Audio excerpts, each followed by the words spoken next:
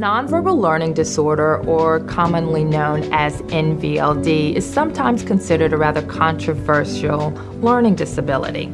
It's a disability that impacts children in which, if you look at their psychological testing, their IQ points show very high verbal skills but lower performance skills.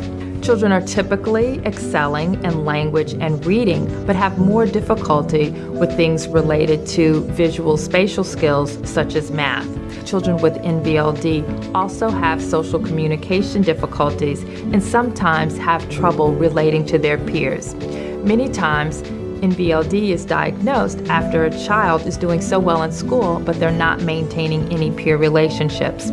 There's a great deal of research about NVLD because it looks a lot like Asperger's syndrome, and sometimes there seems to be a significant overlap.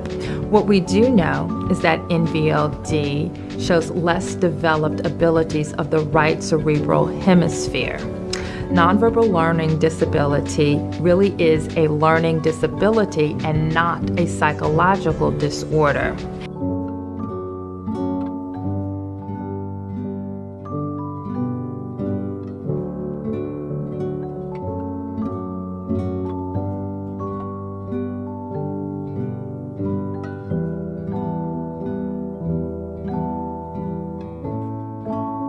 There is no one cause for NLD. However, the right side hemisphere of the brain is known to play a significant role in this disorder. The right hemisphere of the brain is crucial to the integration of multiple pieces of information from different sources, such as sensory, auditory, and visual, a skill that is necessary in order to understand social interactions, perform spatial planning, and coordinate movement. This deficit in right hemisphere functioning is most likely the root of many of the symptoms seen in children with NLD.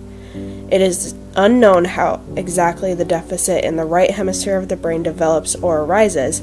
However, some possible causes are early interruption in the development of the central nervous system or direct damage to the right side of the brain due to trauma, stroke, tumor, or seizure.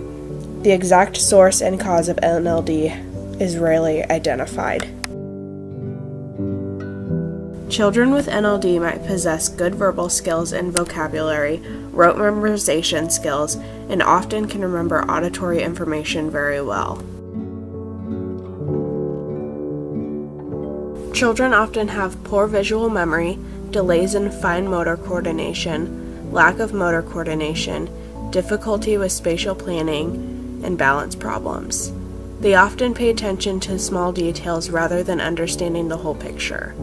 They also have difficulty integrating and organizing incoming information and understanding abstract concepts and tasks.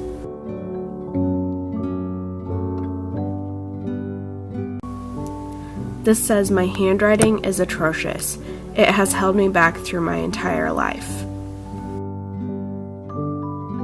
Social difficulties include understanding social cues and other nonverbal methods of communication, deficits in social skills and interaction, low self-esteem and withdrawal from social situations, and difficulty adapting to new situations.